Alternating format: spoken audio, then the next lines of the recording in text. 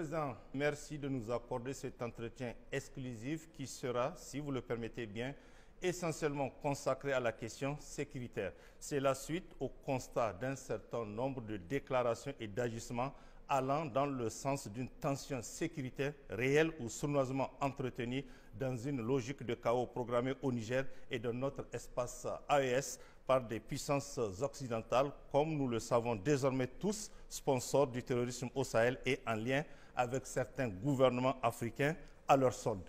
Monsieur le Président, j'ai envie de vous poser une question toute simple. Que se passe-t-il réellement sur le plan sécuritaire? Parce que les Nigériens ont eu l'impression, dans un premier temps en tout cas, que les aspects géopolitiques liés à la sécurité ont largement évolué en faveur de notre pays et de notre confédération AES. Il ne restait plus que les aspects opérationnels sur le terrain qui sont d'ailleurs pris en charge par nos FDS et les armées de l'AES en général. Nous avons eu l'impression que les Français et leurs alliés semblent avoir bien compris que désormais, nous, Nigériens, avons pris notre destin en main et que notre dignité et notre souveraineté ne seront jamais plus bafouées chez nous. Qu'ils doivent par conséquent changer d'attitude et d'approche envers nous. Nous avons eu l'impression qu'ils semblent avoir bien compris qu'une guerre contre le grand peuple nigérien va se solder par un échec total. Par conséquent, ils ont bien intégré cette donne et que l'intervention militaire est loin derrière nous. Enfin, nous avons eu l'impression que la CEDEAO semble avoir bien intégré que la sortie des pays de la Confédération AES de leur communauté est un départ avec effet immédiat et qu'il est irréversible. Que se passe-t-il donc, Monsieur le Président, par rapport à toutes ces questions soulevées? Bonjour. Merci de l'opportunité, une fois de plus, à nous offerte pour nous adresser au peuple nigérien et de façon plus globale au peuple de la Confédération.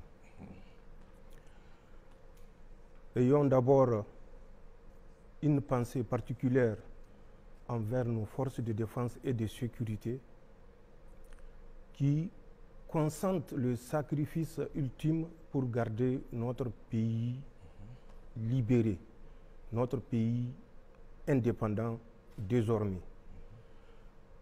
Soyons compatissants envers nos frères civils, victimes également du terrorisme, au même titre que nos forces de défense et de sécurité.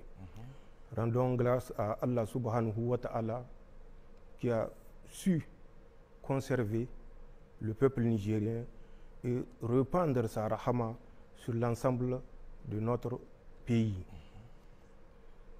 Vous l'avez dit, on a l'impression, on a le sentiment, c'est tout à fait juste. C'est juste puisque le Niger a osé pour la première fois, depuis le 26 juillet 2023, dire qu'il assume pleinement la sécurité de son territoire. Malheureusement, l'adversaire que nous avons en face, ce n'est pas le terrorisme, c'est surtout la France. La France, habituée à disposer de tout au Niger. La France, habituée à disposer des ressources humaines et naturelles au Niger à sa guise, à travers des accords que nous savons tous, les conditions dans lesquelles nos dirigeants passés étaient contraints de les signer. Mais l'Occident, malheureusement, continue à regarder le Niger et au-delà du Niger, l'Afrique entière sous le prisme de 1800 à 1960 pour certains, pour d'autres un peu plus tôt, 1958, 48. Ce prisme, c'est un prisme de mépris, de non-droit, où la puissance coloniale pense qu'elle a un droit de vie ou de mort sur le peuple colonisé. Le Niger a passé par plusieurs étapes, notamment avec la mission que nous appelons de reconnaissance en termes militaires, que les autres appellent naïvement des explorateurs, des ethnologues, de ceci, de cela. Et ça a commencé par Mango Park en 1805, qui traverse le Niger et qui va trouver la mort, si vous vous rappelez, à Boussa en février 1806. Après lui, c'est des Anglais, notamment un certain Denham et Clapperton, qui vont traverser notre territoire en 1822. On arrive en 1850 avec Henri Barth en 1850 qui va quitter Tripoli et arriver à Agadez précisément le 1er octobre. Il restera à Agadez jusqu'au 30 octobre avant de repartir. Après, ce sont d'autres missionnaires, notamment, vous vous rappelez, la fameuse place Monteuil. Oui. Mais avant Monteuil, il y avait Decoeur, il y avait Beau, il y avait un autre qu'on appelle Vergos, il y avait Touté, il y avait Hurst. Tous ceux-ci sont des envoyés précurseurs. Ils ont répertorié les peuples africains, ils ont répertorié nos coutumes et à travers ça, ils ont construit un cahier de route qui va servir de base à la colonisation de l'Afrique, en tout cas pour ce qui concerne le Niger, avec la tristement célèbre colonne Voulé-Chanoine en 1898 et qui fera entre Dogondous et Konni, retenez bien, plus de 12 000 morts. Capitaine Paul Voulé et son médecin infirmier, je ne sais plus, Chanoine. Plus de 12 000 morts entre Dogondous et Konni. Des femmes et des enfants pendus, courts, vivants, et pendus de sorte à rester en vie au moment où ils se faisaient dévorer par des hyènes. C'est ce que nous avons connu ici au Niger.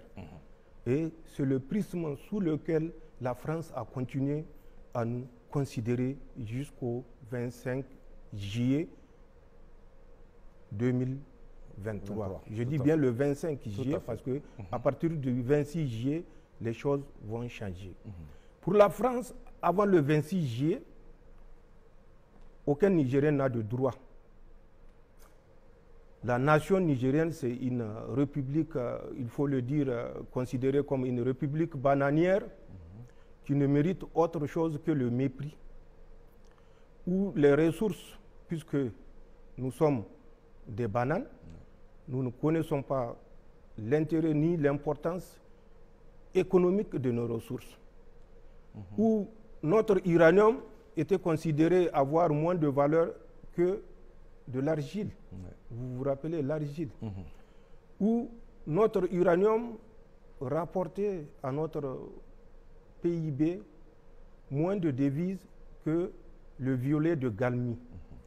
C'est cette situation à laquelle nous avons dit stop qui a créé, je ne dirais pas le mot parce qu'aucun mot ne sera aussi fort pour qualifier la réaction de Macron et de ses sbires français et nigériens, bien sûr, où on nous a prédit le ciel qui tombera sur notre tête, où on nous a prédit un pays qui va s'effondrer en moins de 2 semaines, où on nous a prédit un pays qui, s'il tient tout au plus, c'est un mois, où on nous a prédit un pays qui ne peut survivre sans l'aide humanitaire, sans la bienveillance de la France. C'est ce que nous avons démenti et malheureusement, nous sommes au regret de constater que la logique suivie par la France est accompagnée par les autres pays de l'Union européenne qui ne prennent pas de distance pour analyser les faits et rétablir la justice. Mais nous sommes déterminés et c'est en ce sens que notre armée, nos forces de défense et de sécurité monteront en puissance pour prouver que notre sécurité est de notre responsabilité. Et cette responsabilité, c'est un devoir envers le peuple nigérien et nous l'assumerons en toute responsabilité. Voilà ce que je peux dire par rapport à cette première partie. La deuxième partie, effectivement, c'est toujours les événements du 26 juillet qui ont soulevé beaucoup de vagues, mais nous savons où partait notre pays et nous savons que si nous restons les bras croisés, notre pays n'existera plus. Et c'est pourquoi les forces de défense et de sécurité, pour la première fois, en toute responsabilité, ont décidé de s'assumer et de dire que c'est le sang des Nigériens qui sera versé pour le Niger. Aucun Français, même un simple écoulement de la Rhine, n'a perdu sa vie pendant les 12 ou 13 ans qu'ils ont passés au Niger. Même un seul vélo de l'armée française n'a sauté sur un engin explosif improvisé. Mais comment saurait-il en être autrement, puisque c'est eux-mêmes qui les enterrent avec leur suppôt. Donc nous sommes conscients de ça et nous sommes conscients de nos responsabilités. Nous allons tout faire pour que nos forces de défense et de sécurité soient en mesure d'assumer cette responsabilité en toute dignité et en toute souveraineté. Monsieur le Président, vous avez évoqué la montée en puissance de nos FDS. Comment cela se traduit concrètement? Je viens de le dire, les forces de défense et de sécurité ont consenti d'énormes sacrifices. Il est de notre responsabilité face à la situation et face au génocide programmé par la France et ses acolytes que nous prenions toutes les dispositions pour mettre nos forces de défense et de sécurité dans les meilleures conditions. Mais pour mettre ces forces dans les meilleures conditions, il faut en disposer. Et c'est pour ça, la première étape a consisté à mobiliser, recruter intensément dans les rangs des forces de défense et de sécurité. En un an d'existence, le Conseil national pour la sauvegarde de la patrie a recruté plus de 25 000 hommes, que ce soit au sein des FAN, Forces armées nigériennes, que ce soit au sein de la gendarmerie nationale, que ce soit au sein de la garde nationale, que ce soit au sein de la police nationale. Nous avons recruté plus de 25 000 hommes. Les 25 000 hommes levés, ou pour certains en voie de levée, notamment pour ce qui concerne la force de protection et de développement, il fallait mettre un minimum de moyens matériels à leur disposition. Et pour ce faire, ce que nous avons dépensé, c'est plus de 150 milliards de francs CFA pour équiper, d'une part, et payer les arriérés que nous avons trouvés sur du matériel que le régime déchu avait pris à crédit, je le dis et je le répète, et que nous sommes par devoir et par continuité de la République, nous sommes amenés à effacer les ardoises. Et nous l'avons fait, mais sachez que ce n'est pas facile. Ce n'est pas du tout facile dans un pays où, tenez-vous bien, les simples Toyota sont interdites d'être vendus au Niger. Et ça, c'est la France, accompagnée par certaines puissances occidentales, qui ont demandé expressément de ne pas vendre au Niger une aiguille qui puisse tirer sur un terroriste. Et ce sont ces mêmes pays qui viennent nous parler de droit, de légitimité, de protection. Et tout ce tapage que vous voyez s'inscrit dans ce sens. Mais en plus de la levée et de l'acquisition du matériel, nous avons également mis l'accent sur la formation. Parce que nous savons que pour un soldat, l'entraînement épargne le sang. Et par rapport à ça, nous avons pris les dispositions pour que nos militaires, nos forces de défense et de sécurité bénéficient de la formation la plus pointue partout où c'est possible. Que ce soit à l'extérieur, auprès de nos partenaires stratégiques, que ce soit à l'intérieur, en faisant toujours appel, parfois même, aux certains partenaires stratégiques qui viennent nous former le personnel pour qu'il soit à la hauteur d'accomplir sa mission. Voilà ce que nous faisons, voilà ce que nous avons fait pour concrétiser la montée en puissance de nos forces de défense et de sécurité. D'accord. Monsieur le Président, il me semble que vous posez une nuance entre le terrorisme au Sahel d'avant et d'après la prise du pouvoir par le CNSP. Qu'en est-il réellement? Est-ce à dire qu'il y a un changement d'acteurs, de moyens et de stratégie des terroristes? Mais il n'y a pas que moi qui dis qu'il y a un changement. Tout Nigérien constate ce à quoi nous faisons face. Avant le 26 juillet, le terrorisme et les autorités nigériennes formaient une seule personne. Ce n'est pas moi qui l'ai dit. Vous êtes sur le territoire national, vous suivez les interventions des uns et des autres. Tout à fait. Et vous savez ce qui avait cours avant le 26 juillet 2023. Des terroristes, ce n'est pas moi qui l'ai dit. Le président déchu avait lui-même officiellement à Mahatma Gandhi, le centre de conférence, annoncé qu'il est ami aux terroristes. Il a reçu plusieurs fois des terroristes au palais présidentiel. Il a libéré des terroristes, mais nous savons qu'ils ont fait plus que ça. Référez-vous à la déclaration de l'ex-ministre de l'Intérieur, M. Hamosouley, oui. à Abala, Filengue, vous comprendrez qu'ils ont fait plus que ça. C'est lui-même qui l'a dit. Ils ont fait plus que ça, mais malheureusement, les terroristes, de leur côté, selon lui, n'ont pas respecté leurs engagements.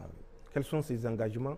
On n'est jamais sorti pour dire au peuple nigérien, voilà les engagements que nous avons honorés vis-à-vis des terroristes. Nous savons quels sont ces engagements-là qui ont été honorés vis-à-vis des terroristes, et ce n'est pas une surprise. Parce que ces autorités agissaient sous l'injonction de la France. Cette même France, je le dis et je le répète, qui finance le terrorisme au Sahel. Cette même France, tenez-vous bien, qui aujourd'hui, à l'heure où je vous parle, a déversé plusieurs milliards de francs CFA dans le lit du lac Tchad, entre les mains de Boko Haram, El Bakoura, de l'État islamique dans les provinces de l'Afrique de l'Ouest, aux ordres d'un certain Abou Moussa al-Barnawi, au niveau de Sokoto, au Nigeria, de Sokoto, Zamfara, Kebbi, à l'intérieur du Bénin et dans la région de Tamou, Torodi et un peu plus loin. Les milliards de dollars qui sont en possession de ces mouvements terroristes et de leurs sponsors locaux, bien sûr, dépassent tout ce que vous pouvez imaginer être disponible dans les réserves et de l'Afrique centrale, qui utilise le CFA, bien sûr, et de l'Union monétaire ouest-africaine. Les terroristes possèdent suffisamment de financement puisque le CFA est fabriqué par la France. Et la France a le soutien de l'Union européenne de fabriquer autant de CFA qu'elle veut, tant que ce n'est pas les euros ou les dollars. Les CFA, quel est le pays africain qui fabrique les CFA? Qui a la planche à billets? C'est la France. Donc, c'est pour vous dire, le financement dont bénéficient ces mouvements terroristes est un changement majeur entre ce qui se passait au temps du régime déchu et ce qui se passe depuis le 26 juillet 2023. En plus du financement, il y a l'acquisition du matériel. L'acquisition du matériel, que ce soit également dans le lit du lac Tchad, que ce soit dans la région de Sokoto, que ce soit dans le nord Bénin, notamment dans le parc W, région de Porga, que ce soit dans la Pendjari, également, qui est une autre forêt, toujours à l'intérieur du Bénin, mais cette fois-ci frontalier avec le Togo. Togo, tout à fait. Que ce soit ici, à l'intérieur de notre territoire nigérien, que ce soit à l'intérieur du territoire burkinabé. Et des gens sont désignés et sont les points focaux des terroristes qui assurent la formation des terroristes à l'international. Il y a des centres d'instruction des terroristes dans un pays de l'Afrique centrale. Il y a des centres d'instruction des terroristes au sein de W côté Bénin par les forces spéciales françaises qui sont à Porga. Vous marchez 315 degrés sur 2 km, tout au plus, vous tomberez sur leur position à partir de Porga, que ce soit dans le Pendjari. Et les autorités du Nigeria sont au courant. Je vois toute une tempête dans un verre d'eau, mais il faut plutôt reconnaître nos erreurs et éviter de jouer au jeu de l'Autriche qui se cache la tête quand elle voit le danger, en oubliant que la tête n'est que le 1/100 de son corps. Tout à fait. Au Nigeria, je le dis pour que ça ne donne sujet à aucune interprétation possible, Ahmed Aboubakar Roufaï, qui était le responsable de leur DGDSE qu'ils ont appelé National Intelligence Agency, et qui a été remplacé récemment en août, était le point focal pour la formation, l'acquisition, le financement du terrorisme, l'acquisition du matériel. Au Bénin, le ministre de l'Intérieur, il n'a qu'à répondre à la question en fin septembre. La commande de plus de 100 drones qu'ils ont lancés à travers un autre national, plus de 100 drones en Chine, les types DJ, Matrix, Thémal, zoom 1200 à 1500 mètres, portée 15 à 30 km, selon le signal. Il n'a qu'à répondre où sont ces matériels, ce n'est pas au profit. Et c'est des matériels, des drones option militaire avec vision nocturne. Ce matériel a été distribué à des terroristes qui sont dans le Sokoto, le Zamfara, le Kébi, des terroristes qui sont dans le W, en collaboration avec les forces spéciales françaises, des terroristes qui sont dans notre zone du Gourma, et certainement au Burkina et plus loin au Mali, puisque nous avons suivi la répartition et ces individus n'ont qu'à répondre à leur peuple de la destination de ce matériel commandé que nous sommes prêts à prouver si besoin est. Mais je vous ai cité leur nom pour que personne ne pense que ce que nous disons, c'est juste pour nous dérober de nos responsabilités.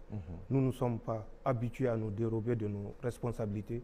Nous allons assumer nos responsabilités. Donc ces terroristes actuellement bénéficient de soutien matériel, soutien financier et soutien en formation de la part de la France, avec bien sûr la bienveillance des autres puissances occidentales. Parce qu'il suffit qu'ils disent à la France d'arrêter, je suis sûr que la France va arrêter. Mais puisqu'ils sont complices et que le Niger mérite une correction, il faut bien sûr encadrer les terroristes pour que, en fin de compte, le Niger tombe et qu'on prouve au monde, à l'Afrique et aux Nigériens en particulier, que nous ne sommes pas dignes de toute autodétermination, nous ne sommes pas dignes de nous assumer et que nous sommes que des incapables. Mais Allah subhanahu wa ta'ala est avec le véridique et Inch'Allah, ils vont échouer. D'accord. Monsieur le Président, c'est quand même grave ce qui se passe, mais qu'en est-il dans les détails de cette stratégie de déstabilisation pour que les Nigériens et le monde entier comprennent de quoi il s'agit? La stratégie de déstabilisation, elle est simple. Elle consiste, dans un premier temps, comme je l'ai dit, à financer, à équiper, à entraîner et à positionner des mouvements terroristes le long de la frontière de la Confédération. Pas seulement du Niger, mais de la Confédération. Parce que l'objectif étant la dislocation de la Confédération. En ce sens, qu'est-ce qu'ils ont fait? Les Français, avec bien sûr l'accompagnement de l'Union européenne, qui reste, malgré l'évidence, accrochée à la politique meurtrière et folle des autorités françaises, les Français ont positionné déjà le 25, je dis bien le 25, la nuit du 25 au 26 octobre 2023, du matériel dans le bassin du lac Tchad. Au moment où il s'est replié, où il s'est désengagé du Niger, en passant bien sûr par la voie terrestre qui nous liait avec la République sœur du Tchad. Oui. Ils ont pris contact avec les terroristes. Ils leur ont proposé, les terroristes de l'aile clan Bakura, avec Abou Oumaima, leur chef, et les terroristes de l'aile Iswap, avec Abou Moussa al-Barnawi comme leader.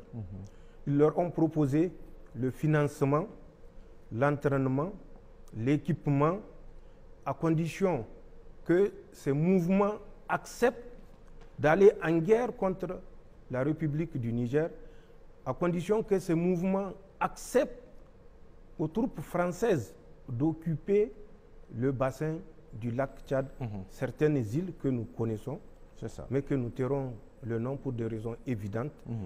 Ils ont fait cette proposition aux deux ailes de l'ancien Boko Haram de Youssouf Mohamed, si vous vous rappelez. Oui.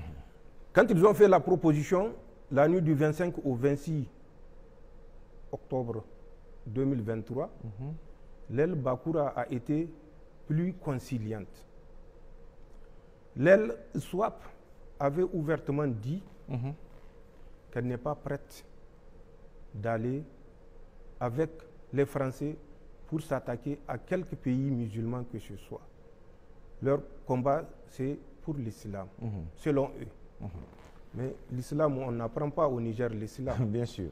6e califat, l'islam était introduit au Niger. Pour vous dire, la stratégie utilisée par la France, ce n'est pas le premier contact. Ils ont continué et ont gardé la permanence des contacts avec ces mouvements terroristes. Ils sont partis pour créer le mouvement Lakurawa. Ce mouvement Lakurawa qui a fait couler beaucoup d'encre. Mais nous avons, et comme je l'ai dit, Dieu est avec le véridique. Bien sûr. Nous avons eu, à travers des opérations spéciales conduites, à interpeller des chefs terroristes qui nous ont déclaré tout ce que je viens de vous dire et que je vais vous dire.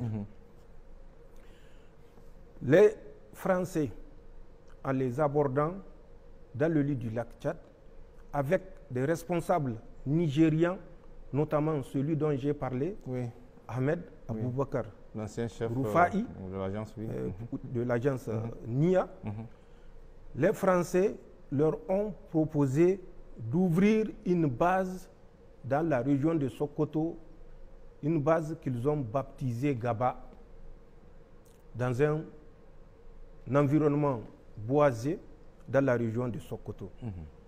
C'est en mars 2024, mars de cette année. Oui, tout à fait, 2024.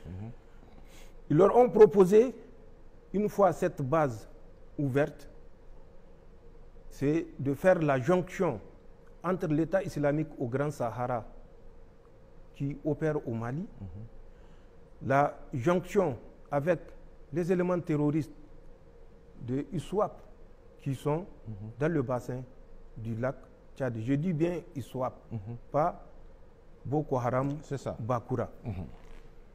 Ensuite, il y a une aile terroriste qu'on appelle Ansarul. Quand nous avons eu cette information, nous avons pensé que le Nigeria était le Nigeria. Nous avons appelé Ahmed Aboubakar Rufai pour lui faire part de l'intention qui se dessine dans le sens de l'ouverture d'un front Lakurawa dans le Sokoto et dont la base sera composée de l'État islamique au Grand Sahara qui opère dans le nord Mali, de Ansarul qui opère à l'intérieur du Nigeria et de ISWAP. C'est une branche de l'État islamique, mais qu'ils appellent la Daoula des îles, et qui est sous les ordres, comme je l'ai dit, d'un certain Abou Moussa al-Barnawi, qui est le fils de Youssouf Mohamed. Son vrai nom, c'est Habib. Donc, avec les combattants de ces structures-là, voilà l'intention que la France a d'ouvrir un autre front. Nous l'avons fait parce que nous avions pensé que le Nigeria était sincèrement engagé dans la lutte antiterroriste. Nous avons permis aux agents nigériens de prendre contact avec les terroristes que nous avons arrêtés, les chefs terroristes des émirs. Ce n'est pas un, ce n'est pas deux, ce n'est pas trois, qui nous ont tous rapporté la même chose. Nous l'avons appelé, son équipe est venue, la DG2SE a mis à leur disposition les moyens roulants, les a pris en charge pendant près d'une semaine pour qu'ils mènent les investigations et découvrent. Malheureusement, nous regrettons de l'avoir fait puisque nous avons compris que ce débriefing a conduit certains émirs à se braquer parce que le message qui leur a été passé était un message de fourberie, de tromperie, de duplicité. La France ne s'est pas arrêtée à ça. La France a continué. Ensuite, dans les bassins du lac Tchad, qu'est-ce qu'ils ont fait? Après la rencontre du 25 au 26 octobre, ils sont revenus dans la nuit du 10 au 11 janvier pour débarquer un lot important de matériel, armement et autres au profit des terroristes El Bakura. Le 29 janvier, plus tard, ils reviendront sur une île qu'on appelle Bourtungur, Bourtungur qui est à 10 km à l'est de Bosso, où les terroristes étaient réunis pour la circonstance. Toutes les armes jugées être vétustes par les Français ont été remplacées. Les armes individuelles AK-47, que ce soit les armes collectives et les équipements, notamment à travers la fourniture des mines. Tenez-vous bien, même des mines antipersonnelles, alors que l'usage est officiellement interdit et que la France est signataire de cette interdiction. Ils les ont dotés de ces armes-là. Ils les ont dotés des armes anti-chars, donc des mines. Ça s'est passé le 29 janvier 2024. Plus tard, ils sont revenus et ça ne fait que monter en surenchère. En novembre, octobre d'abord, le 16 de cette année, ils sont revenus avec d'importantes sommes d'argent. Nous l'avons annoncé dans un éditorial. Ils ont toujours en gage de leur volonté et pour prouver au mouvement Boko Haram qu'ils sont sincères dans leurs relations et qu'ils ont promis l'équipement, non seulement, mais la fourniture des vedettes. C'est des pirogues, oui. Les vedettes des pirogues avec moteur, mais pas des pirogues, hein.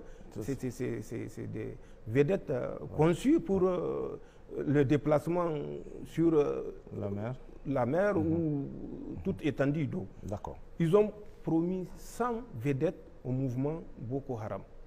Le 7 novembre, ils sont revenus avec, tenez-vous bien, pour l'aile Bakura, 1 milliard de francs CFA. Pour l'aile réticente de ISWAP, ils ont promis 4 milliards de francs CFA s'ils acceptent seulement que les Français s'installent définitivement dans leur zone d'influence à l'intérieur du Nigeria. Puisque c'est une zone où j'ai servi et je connais particulièrement toutes les îles du bassin du lac Tchad, que ce soit du côté du Niger, que ce soit du côté du Nigeria, que ce soit du côté du Tchad. Nous avions manœuvré à pied pendant des mois en 1996 et en 1997. Donc c'est une zone que je connais parfaitement. Ils ont promis, si ISWAP accepte qu'ils s'installent, 4 milliards de francs CFA à l'État du Nigeria. Ils ont promis une somme. Je laisse le monopole au président Tinubu de dire combien les Français lui ont proposé pour s'installer dans l'État du Borno. D'accord. Ce n'est pas fini. Les Français ont mobilisé les terroristes et quand ils étaient arrivés en décembre, le 7 décembre, voilà ce qui s'est passé.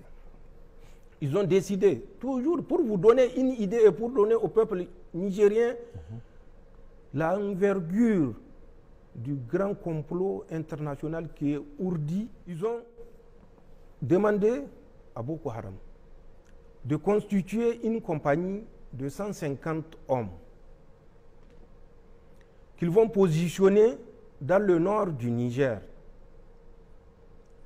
La France s'occupe du paiement intégral du salaire des 150 combattants déployés par Boko Haram, qui seront rejoints par les mouvements, ça c'est les Français qui ont dit ça, qui seront rejoints par les mouvements de Riseboula.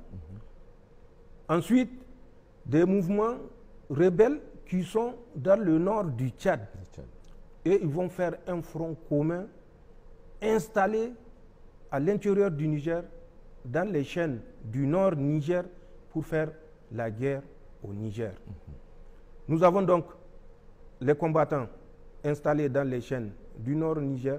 Nous avons les combattants installés dans le bassin du lac Tchad par la France.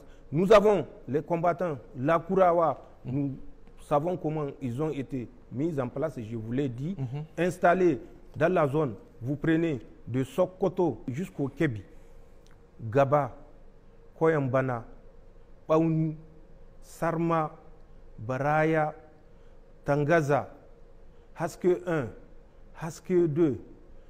Tout ceci sont des positions, je n'ai pas cité l'intégralité, il y en a encore un chapelet de positions entre Sokoto, Zamfara et Kébi. Notamment Kaïji, qui est une forêt également, où ils ont également des éléments Lakurawa, notamment les deux super camps.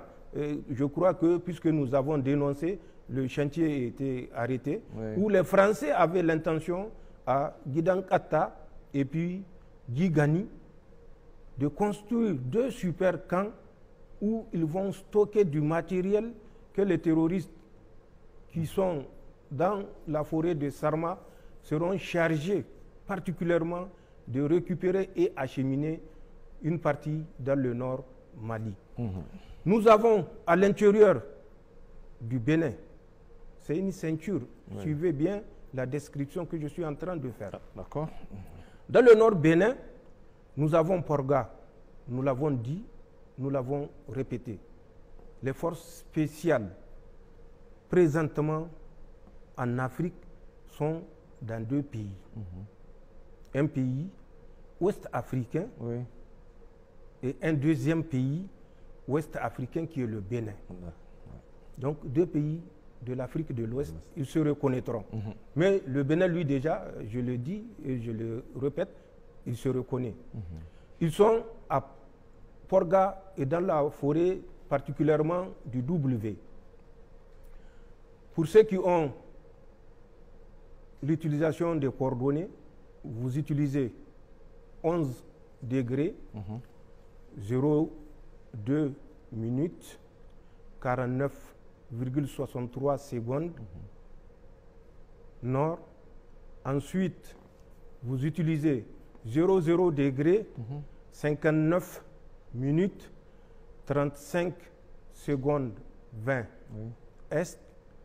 Vous marchez à l'azimut 315 degrés, à moins de 5 km, vous allez tomber sur une des 2 positions que nous connaissons des forces spéciales françaises.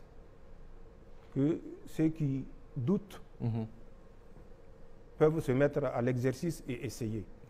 S'ils ne savent pas positionner un point sur la carte, qu'ils s'approchent des militaires qui vont reporter ces coordonnées que j'ai données sur la carte et vous verrez bien que c'est l'aérodrome de Porga. Je l'ai dit, la distance même, la longueur de cet aérodrome-là dans un précédent entretien. Marcher à moins de 5 km sur l'azimut pour faire court et que les gens comprennent. Nord-ouest, vous tomberez sur la deuxième des positions que nous connaissons à l'intérieur du Bénin. Ces forces spéciales qui sont au Bénin sont chargées de l'encadrement, du financement et de la formation et équipement des mouvements terroristes, toujours tendant à ceinturer le Niger et les États de l'AES, la Confédération. Ils ont ouvert 2 centres d'instruction.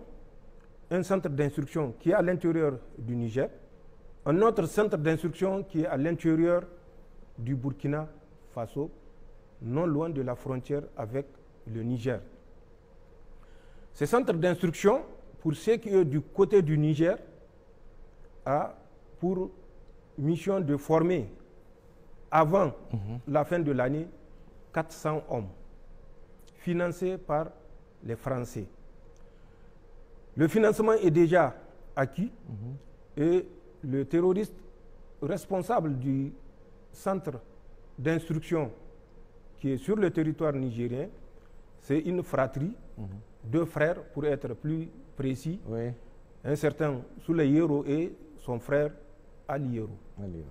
Souley Yero est parti à la rencontre des forces spéciales françaises dans le mois de novembre. Il a perçu suffisamment de centaines de millions, pour ne pas dire de milliards, de francs CFA, je le répète, qu'il a ramené pour assurer la gratification de ces 400 terroristes dont le recrutement et le financement est assuré par la France à travers les forces spéciales positionnées à l'intérieur du Bénin et dont j'ai donné les coordonnées géographiques. Tout à fait.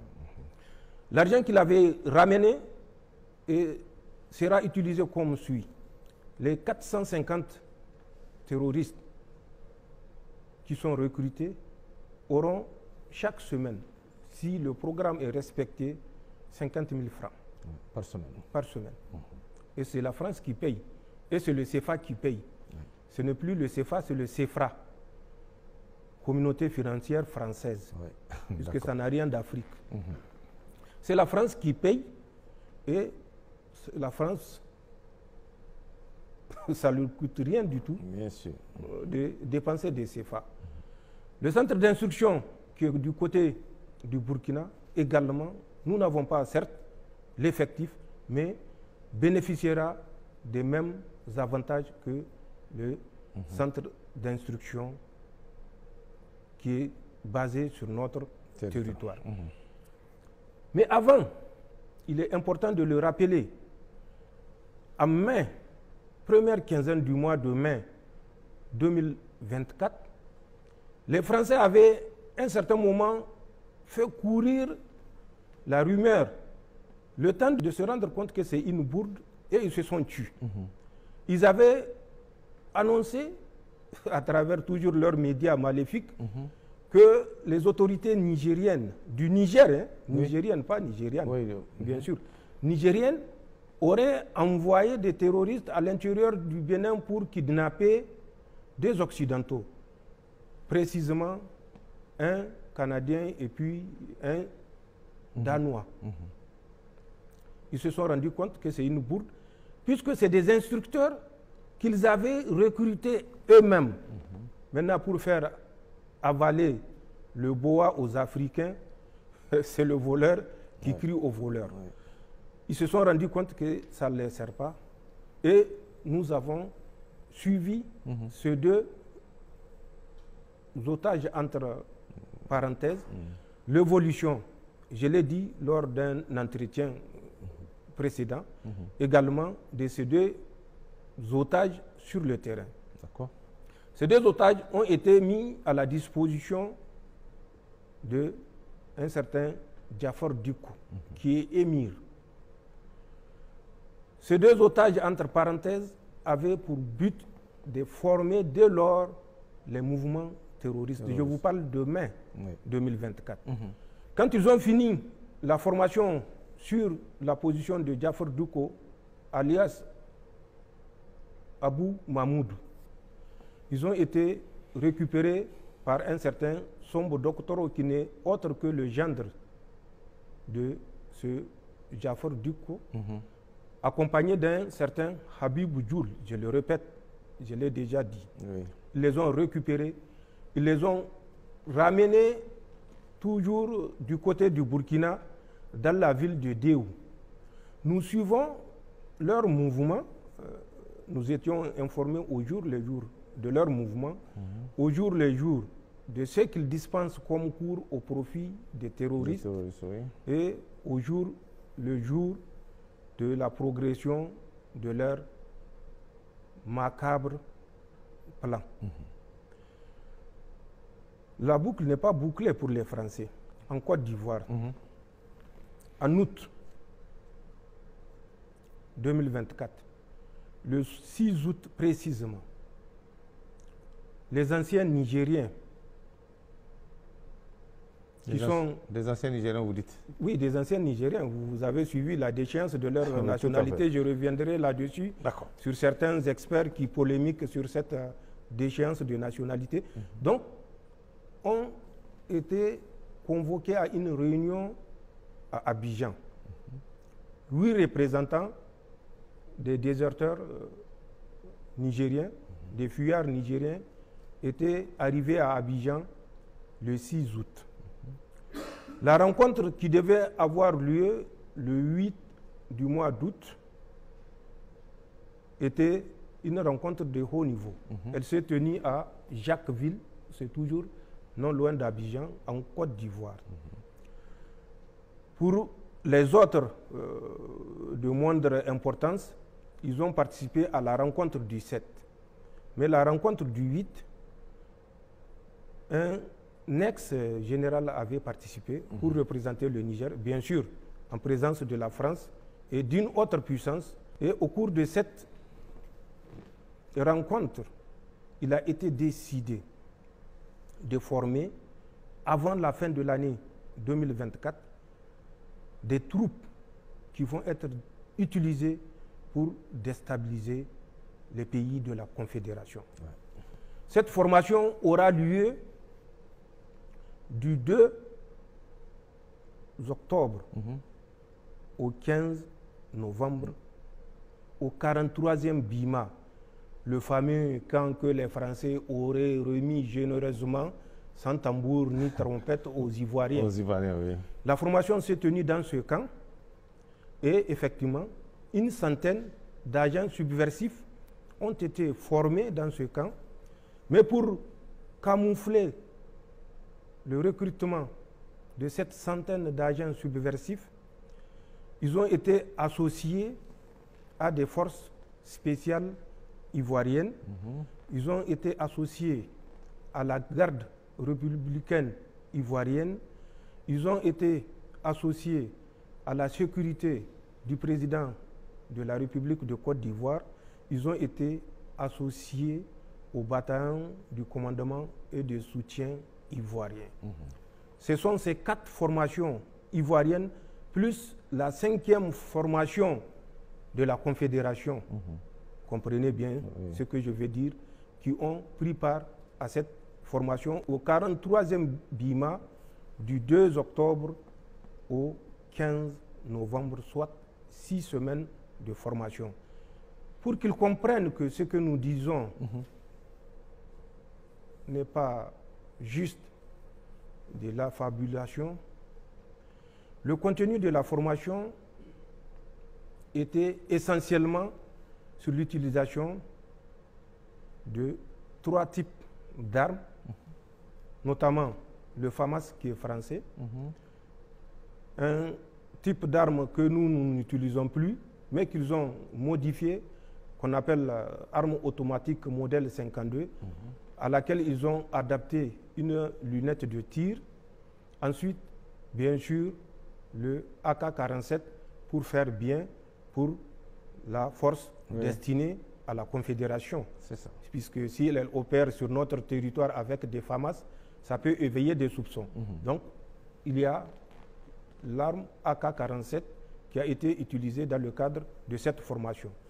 C'était une formation intense sur le service de l'arme, sur des séances de tir dans toutes les conditions, sur le combat en milieu urbain, suivez bien ce que j'ai dit, le combat en milieu urbain, sur la reconnaissance des résidences des VIP, sur la prise d'otages, enlèvement.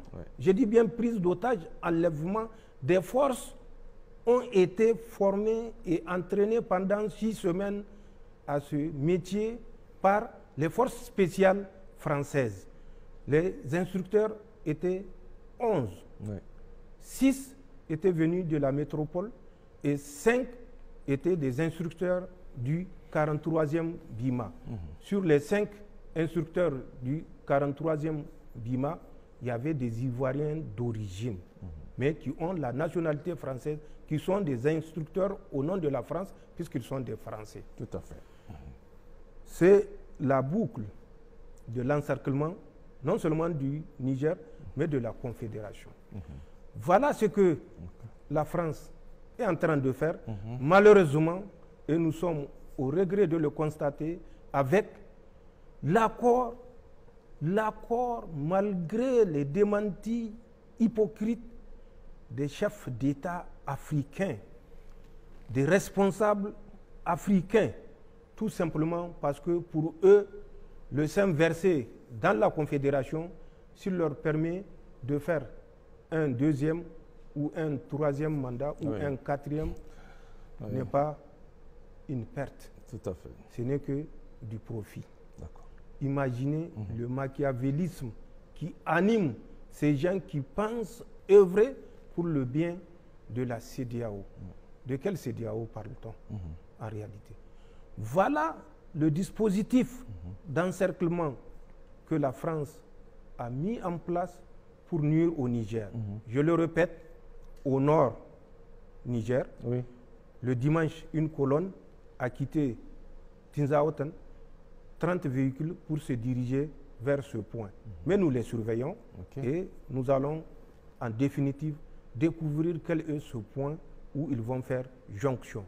Dans le bassin du lac Tchad, où ils ont acquis l'autorisation de Boko Haram, El Bakura, où ils ont du matériel et du personnel.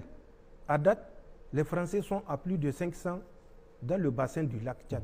J'ai dit bien dans le bassin du lac Tchad, pas à l'intérieur exclusif du territoire du Tchad, non, dans le bassin du lac Tchad, plus de 500. La seule difficulté pour eux, c'est ISWAP, je l'ai dit, qui n'est pas encore convaincu. Mais lui-même, pour l'installation, il est d'accord. C'est pour prendre part aux actions offensives contre des pays musulmans qu'il n'est pas d'accord. Nous l'avons répété, Sokoto, ce qui se passe, de Sokoto jusqu'à Kébi. Je vous ai cité quelques points. La liste est plus longue et ça, c'est au su et au vu des autorités du Nigeria, puisque je vous ai dit, nous avions à l'époque appelé Ahmed Aboubakar Roufaï pour lui notifier.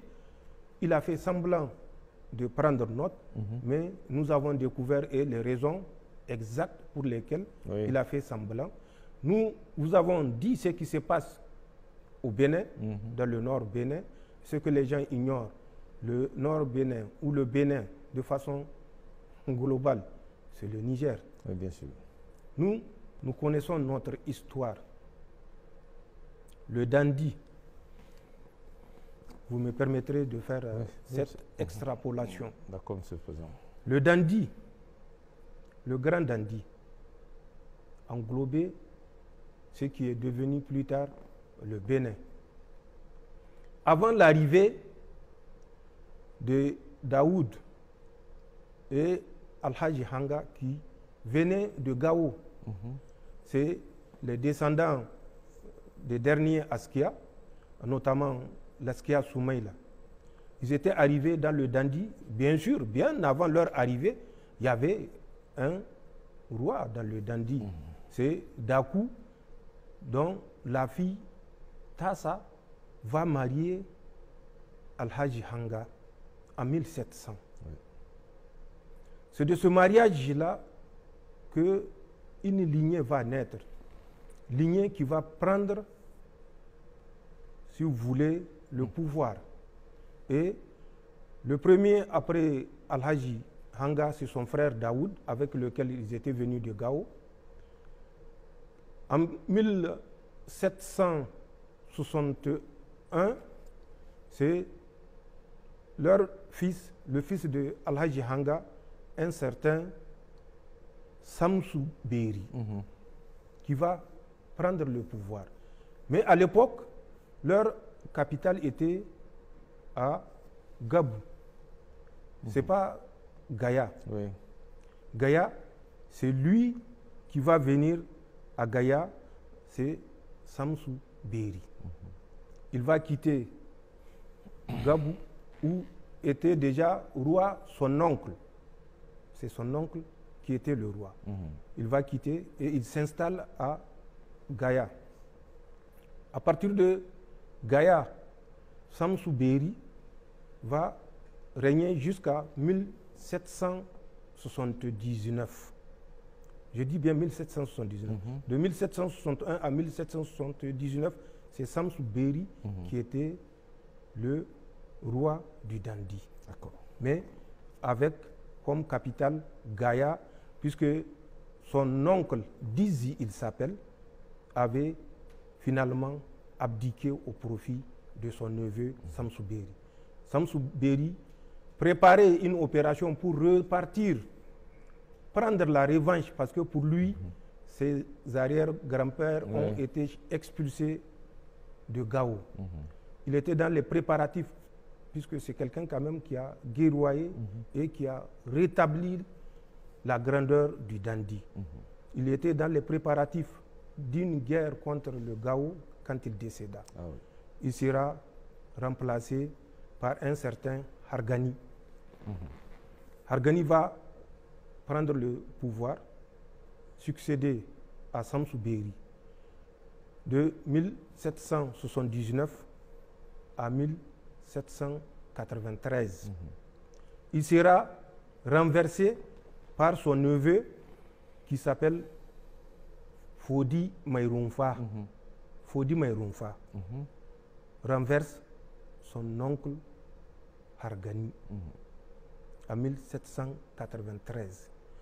Une guerre civile va s'en suivre de 93 à 98. Guerre au cours de laquelle, malheureusement, Hargani sera tué. Et quand Hargani sera tué, sa famille va traverser le fleuve et s'installer à Karimama pour former la deuxième royauté à Karimama, mais qui reconnaît quand même la souveraineté de Gaïa. Cette famille va former l'aile. Plus tard, Fodi Maïroumfa aura des difficultés avec un de ses oncles, Samsou Kaina, également, qui va rentrer en conflit avec Fodi Maïroumfa.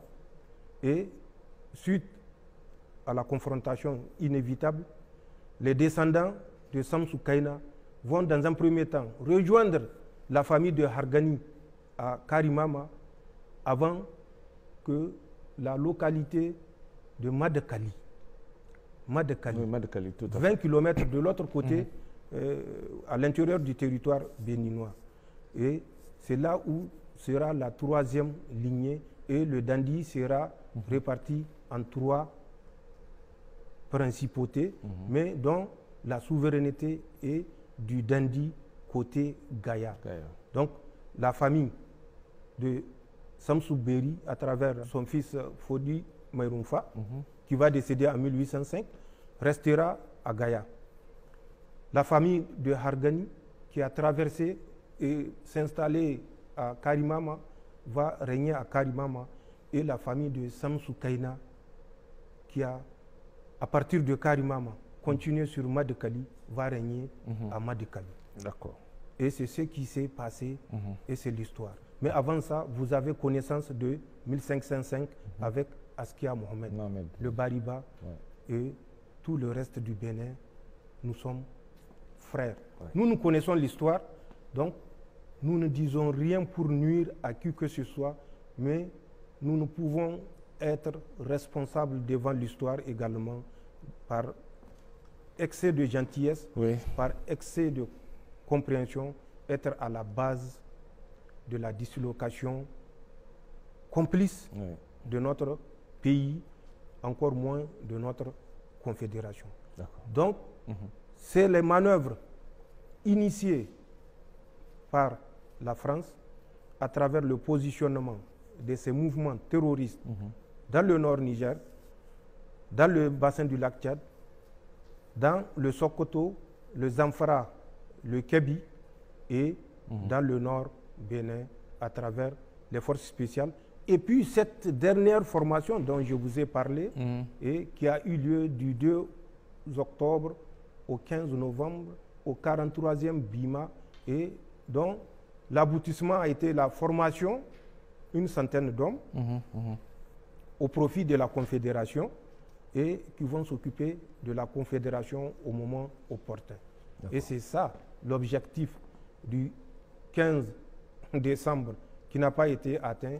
Et vous comprendrez bien quel est le motif à la rencontre du 15 de ce mois. Nous sommes en décembre. La prorogation des 6 mois. 6 mois que la CEDEAO. L'objectif n'a pas été atteint. La mobilisation n'a pas été totale, mais elle a été accélérée à travers ce que je venais de vous dire, le mouvement d'une colonne ayant quitté Tinzawatan à bord de 30 véhicules et qui doit faire jonction avec les 150 Boko Haram soutenus et financés par la France. Chaque faction du lit du lac Tchad, Swap et Bakura auront généreusement 500 millions par mois, par mouvement, en dehors des petites gratifications de 4 milliards pour Swap et de 1 milliard 150 millions, je crois, pour Boko Haram en 2 tranches. D'accord. Monsieur le Président, vous avez parlé de la présence des forces françaises tout au long de nos frontières. Or, nous avons pensé qu'après le départ du Niger, les forces françaises sont rentrées chez elles en France. Nous avons même cru que le gouvernement français a tiré les leçons de la présence non désirée de son armée en Afrique et c'est peut-être ce qui explique le départ annoncé des militaires français du Tchad et du Sénégal. Mais finalement, qu'en est-il, Monsieur le Président? En fait, notre problème, et quand je dis notre problème, c'est le problème de tous les Africains, c'est que nous croyons facilement à ce que le maître colon nous raconte. Nous croyons facilement. Hein? Nous croyons facilement au baratin des colons français. La France, il faut suivre l'évolution de la France. C'est cette même France qui est venue par les armes vous soumettre. J'ai parlé de 12 000 morts entre Dogondouchi et Kony. Dogondouchi et Kony. Jusqu'à la confrontation qui a conduit à l'assassinat du colonel Club. Donc il faut que nous cessions. Quand la France sort pour communiquer, il faut que nous cessions nous-mêmes de reprendre ça pour faire de ça une parole de vérité. Les Français n'ont pas quitté l'Afrique. Les Français n'ont pas l'intention de quitter l'Afrique. Tout ce qu'ils disent ou tout ce qu'ils font semblant de faire n'est que de la poudre aux yeux. Je vais vous expliquer. Et rappeler, puisque je l'ai déjà abordé là également, en août, le 2 août, lors de notre avant-dernier entretien. Tout à fait. Mais malheureusement, comme je l'ai dit, nous oublions vite. En juin 2024, quand la France a constaté, après le Mali, après le Burkina Faso, après le Niger, la pression est mise sur les forces françaises partout sur le reste des autres pays, notamment au Tchad et au Sénégal, particulièrement. Je l'ai dit, Macron avait chargé son conseiller Afrique, Jean-Marie Bockel, d'une mission. En quoi consistait cette mission? Elle consistait à trouver l'alchimie de rendre invisibles les Français ou les forces françaises présentes sur les territoires ou certains territoires des pays africains. Jean-Marie Bockel, au reçu de cette mission, avait désigné 2 officiers supérieurs, notamment un certain David Pawlowski, vous m'excusez de la prononciation. Oui, tout à fait. David Pawlowski était le commandant du 68e régiment d'artillerie Afrique. Le nom de ce régiment-là, c'est Artillerie Afrique. 68e régiment. Il avait assuré le commandement de 2019 à 2022. Il a servi au Mali, dans le cadre de la fameuse mission française au Mali. Le deuxième était un lieutenant-colonel, lui, Pawlowski étant colonel. Le deuxième est un lieutenant-colonel, autant pour moi, du nom de Paul Menon Bertheux. Paul Menon Bertheux était le commandant du centre d'instruction des équipages de transport de l'armée de l'air française. Il fut également l'aide de camp de l'ancien Premier ministre, Édouard Philippe. Ces 2 officiers ont été désignés pour réfléchir et trouver la formule qui permettra de dérober de la vue des Africains la présence des forces françaises. Ils ont réfléchi, ils ont sorti un document qui a été présenté le 23 octobre au président français Macron par le même Jean-Marie Bockel. En quoi consiste la grande trouvaille? Elle consiste, à l'instar des États-Unis, puisque les États-Unis ont un commandement pour l'Afrique, la France également. Ils n'ont d'ailleurs jamais inventé ou créé quoi que ce soit, tant qu'ils n'ont pas triché. La France a également trouvé son commandement pour l'Afrique. Ce commandement pour l'Afrique n'est une autre astuce que le redéploiement des troupes présentes et mieux supplémentaires sur les territoires africains. En quoi faisant? Le commandement pour l'Afrique, en plus des bases qui sont au Tchad, en Côte d'Ivoire, au Gabon, au Sénégal, je ne parlerai pas de Djibouti, puisque Djibouti, c'est beaucoup d'autres puissances qui sont là-bas. Les Français vont dire, bon, vous voyez, le Niger ne nous aime pas, ils disent que nous sommes en Djibouti. Oui, donc, je leur fais cadeau de Djibouti, et pour me concentrer sur ces quatre-là, ces forces-là, on va faire croire aux Africains qu'elles ont été désengagées. Et pour ce faire, ils ont annoncé au Tchad, ils ont 1000 hommes. 1000 hommes, j'ai dit bien 1000 hommes. Or, comme nous le savons, plus de 1300 de leurs 2000 hommes désengagés du Niger sont restés au Tchad. Ceux qui sont partis par la voie routière, c'est nous qui les avons escortés jusqu'à la frontière à Daboa. Donc nous connaissons leurs effectifs, ils sont plus de 1300. Et à cela s'ajoute déjà à peu près 10 000 hommes repartis sur les camps saturés de N'Djamena, de Faye à Larjo et de Abéché. Et tout cela, on ne fait qu'à que de 1000 hommes sur les 11 000 et quelques. Et de ces 1000 hommes, 600 à 700 vont être désengagés. Mais le désengagement, ne vous y trompez pas, c'est un vol de jour avec un atterrissage de nuit. Mais pour revenir toujours et pour aller un peu plus vite, au Gabon, ils ont prévu également de réduire leurs effectifs. C'est le cas également au Sénégal. En Côte d'Ivoire, ils n'ont pas prévu de réduire les effectifs. La remise du 43e BIMA, c'est juste une formalité. D'accord.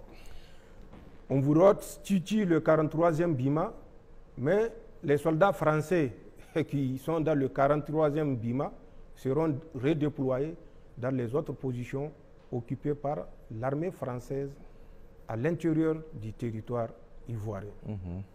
Donc c'est ça la grande trouvaille du commandement pour l'Afrique. Mais mieux, ils ont désigné 6 pays où ils vont déployer des forces spéciales ou des forces particulières, pour ne pas dire forces spéciales. Ces 6 pays de l'Afrique, ce n'est pas moi qui le dis, c'est dans le rapport que Jean-Marie Bockel a présenté le 23 octobre à Emmanuel Macron comme stratégie pour rendre les Français, militaires français, invisibles en Afrique. 6 pays, notamment la Guinée, où ils ont déjà une force spéciale, le Bénin, où ils ont une force spéciale également. Ensuite, le Congo, c'est leur projet. Le Congo-Brazzaville, où ils vont déployer un contingent français. La République démocratique du Congo, ils vont également déployer un contingent français. La Mauritanie, où ils vont déployer un contingent français. Le Cameroun, où ils vont déployer un contingent français. Il faut que ça soit clair. En dehors du Bénin et de la Guinée, où c'est confirmé la présence des forces spéciales françaises, les autres pays, je parle du programme commandement pour l'Afrique et ce que les Français ont prévu. C'est un projet. Les autorités de ces pays sont au courant ou non, je n'en sais rien. D'accord. Mais voilà le redéploiement envisagé. Ensuite, pour les pays anglophones, le Ghana et le Nigeria. Ils ont présentement, et c'est à travers cette cellule qu'ils sont en train de nous nuire, ce qu'ils appellent une mission de défense. Cette mission de défense va évoluer toujours conformément à la grande trouvaille en détachement de liaisons interarmées qui sera d'un effectif de 100 à 150 hommes par pays.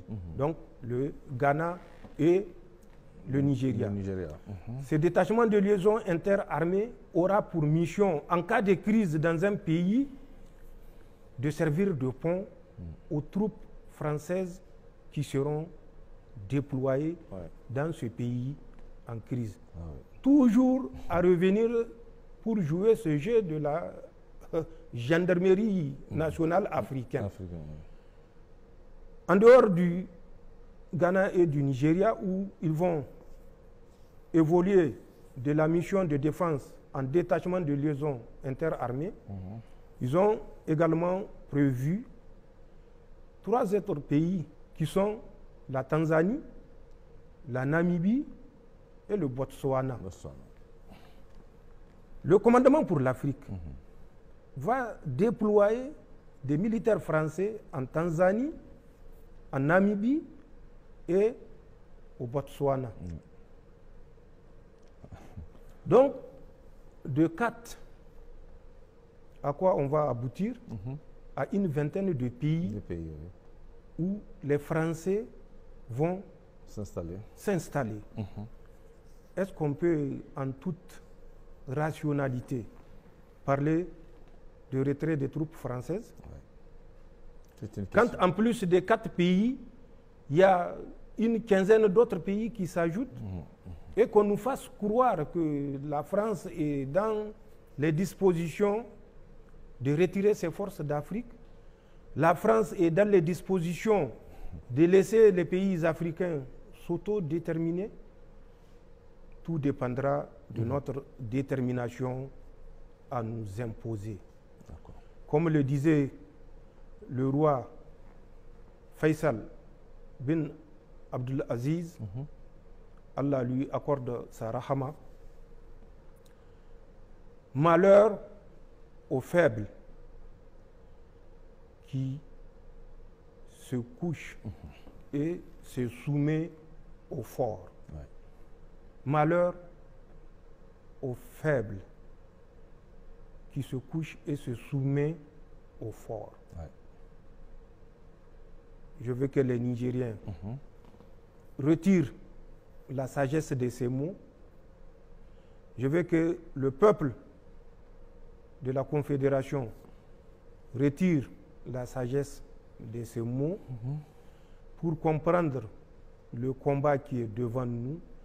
Et je veux que les peuples de ces pays africains qui jouent consciemment ou dont les autorités jouent consciemment le jeu subversif et de soumission pour des intérêts personnels, donc qui jouent le jeu de la France, prennent conscience. Malheur aux faibles qui se couchent et se soumettent aux forts. D'accord. Voilà ce que le redéploiement veut dire. D'accord. Ce que nous appelons dans la grande cour du Moro Naba le faux départ. C'est un faux départ. Les Français vont renforcer leur position. C'est l'objectif et c'est le résultat de plusieurs mois de recherche à travers ces 2 officiers supérieurs, certainement qui ont fait appel à des personnes ressources. Et quand on se rappelle le général qui dit qu'ils vont certainement dans 10 ans traverser la mer pour revenir nous conquérir comme des margouillas, on peut bien comprendre que ces 2 officiers, un colonel et un lieutenant-colonel, David Pawlowski et Paul Menon Bertheux, se sont certainement inspirés de ces personnes ressources.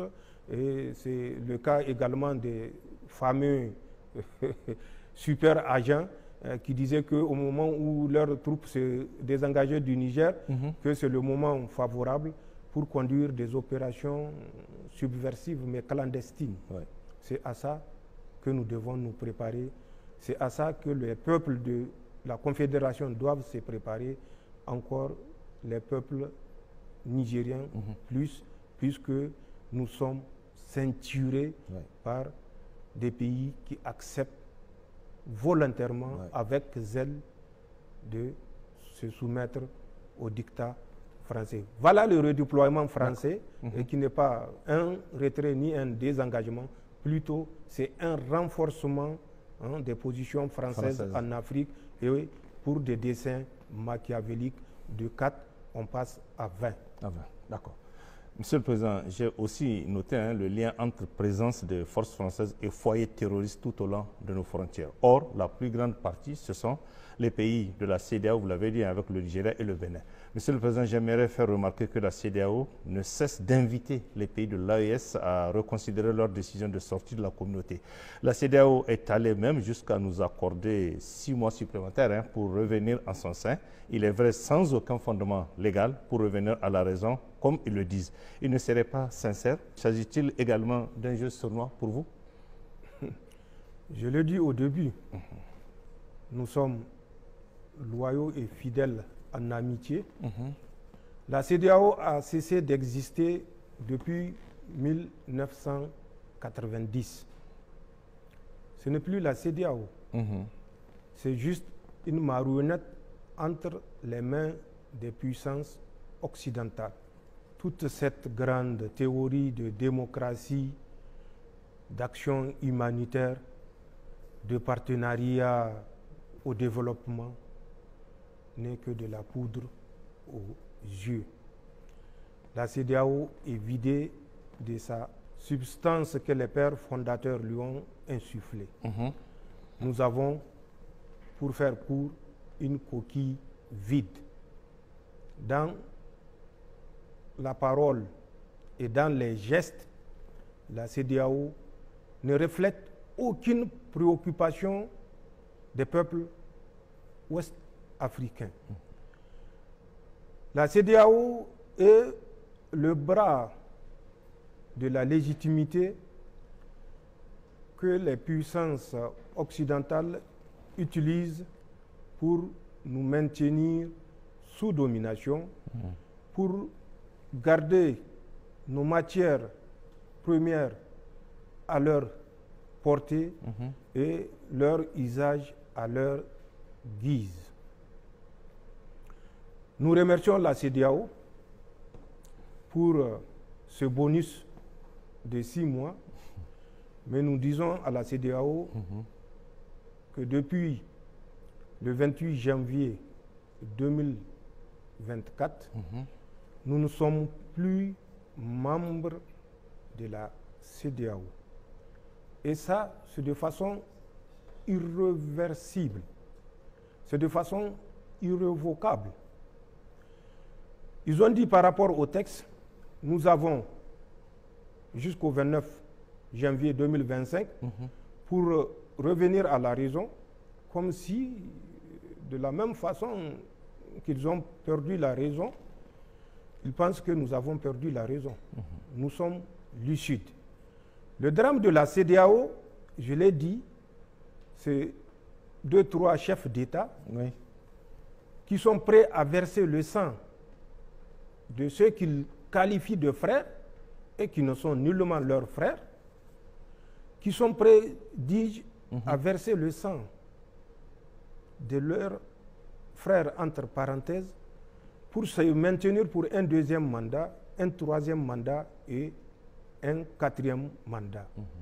Cherchez à découvrir quels sont ces chefs d'État qui sont dans cette logique.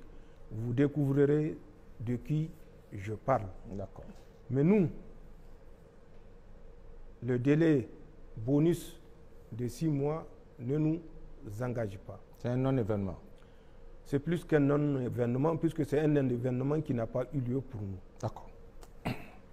Pour qu'il soit un non-événement, il faut qu'il existe. Il faut qu'il se passe. Nous avons quitté la CEDEAO nous ne reviendrons pas.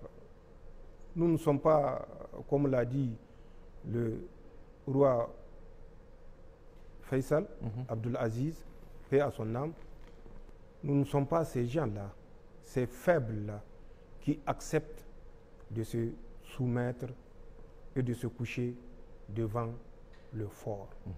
Nous avons fait un choix mûrement réfléchi. Nous savons où est l'intérêt de la Confédération, où sont les intérêts de nos peuples du Sahel, et nous savons les intérêts que défendent ces puissances occidentales. Ce n'est pas pour faire notre prospérité. Si ces chefs d'État, pour les raisons que je viens de dire, concèdent aux puissances occidentales, eh bien, que ces chefs d'État leur concèdent leur territoire pour qu'ils exploitent à merveille. Mais ça ne sera pas chez nous et ça ne sera pas dans la Confédération. Et ça, c'est une certitude. Que ceux qui acceptent de se soumettre au fort se soumettent. Nous avons fait un choix. Nous savons que c'est un choix difficile. Et nous avons pour devoir moral de tenir tous ensemble face à ce choix difficile, face à ce choix où c'est une question de survie pour nous. De la même façon qu'il est une question de survie pour la France, que vous voyez déjà, l'uranium qui lui manque a provoqué une certaine situation catastrophique où des familles sont condamnées à fouiller dans des poubelles. Oui. Face à ça, vous croyez que la France nous laissera tranquilles? Oui. Il faut être naïf pour le croire. Et je l'ai dit, nous ne sommes pas naïfs. Nous laissons la CEDEAO qui a fait ce choix de la naïveté à continuer dans cette naïveté. Le bonus ne nous engage en rien. Nous sommes résolument et nous sommes déterminés à poursuivre notre chemin pour le bonheur de nos populations, bonheur basé sur la souveraineté de nos ressources naturelles et sur la souveraineté également de notre labeur, puisque jusqu'au 25 juillet, les Nigériens travaillent pour la France. Les ressources nigériennes appartenaient à la France. À la France. Donc, nous avons fait un choix, nous nous assumons. Et nous appelons l'ensemble des peuples africains conscients,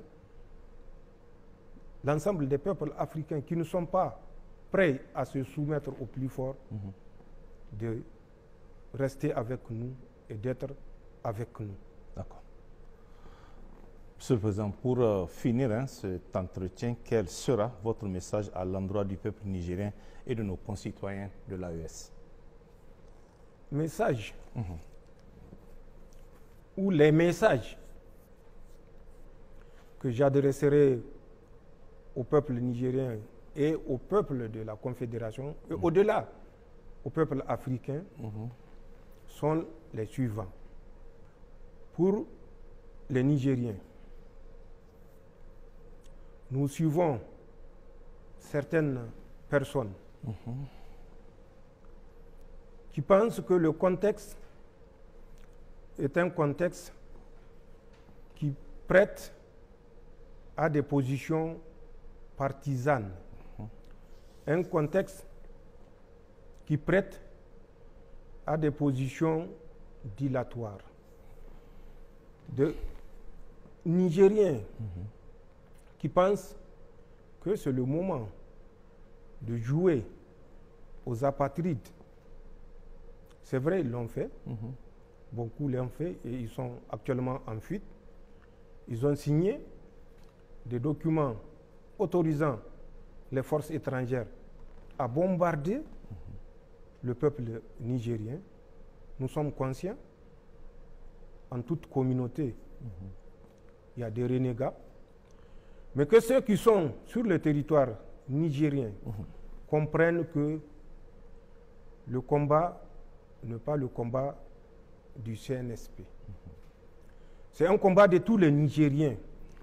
Le CNSP a fait sa part en délivrant ce pays de la domination coloniale, néocoloniale et impérialiste. Quand j'écoute, malheureusement, des personnes instruites, docteurs ou professeurs ou chercheurs, qui pensent que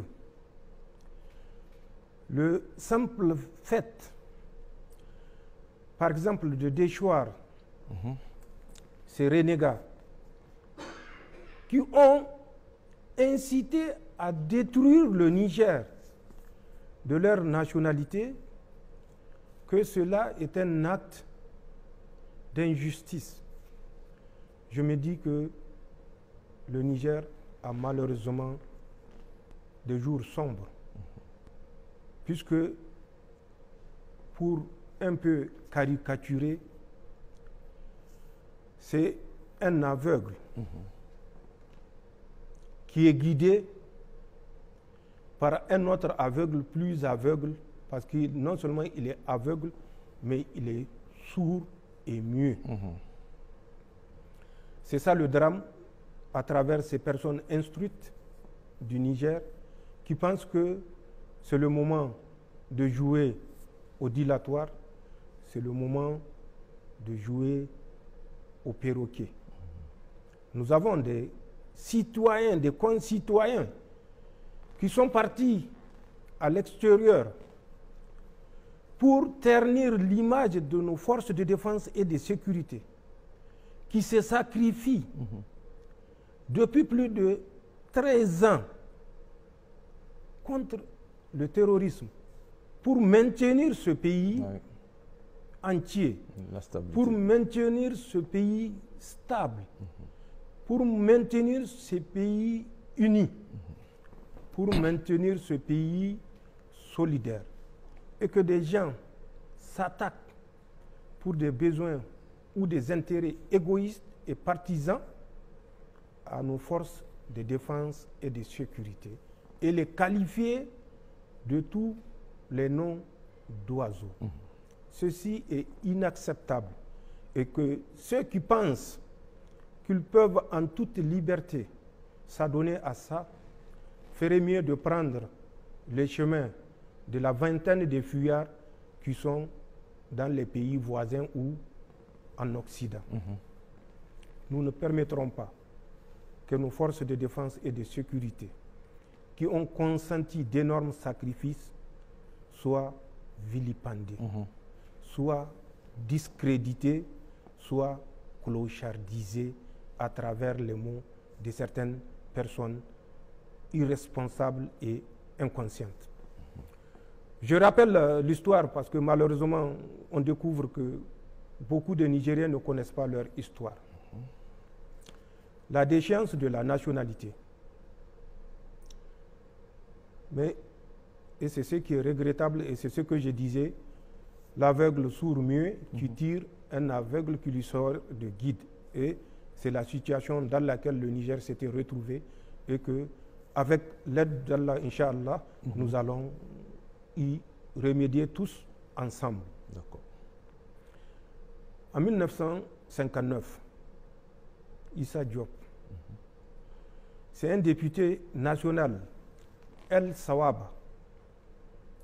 Quand le mouvement Sawaba a été dissous, Issa Diop a été expulsé, déchu de sa nationalité, qu'il ne reconnaissait même pas, les autorités de l'époque, et expulsé purement et simplement du territoire national.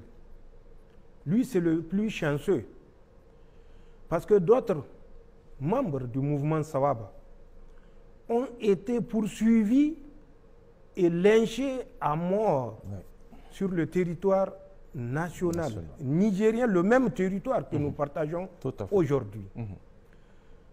Exposés à la vindicte populaire, parce que à l'époque, les Africains n'avaient pas compris qui tirait les ficelles.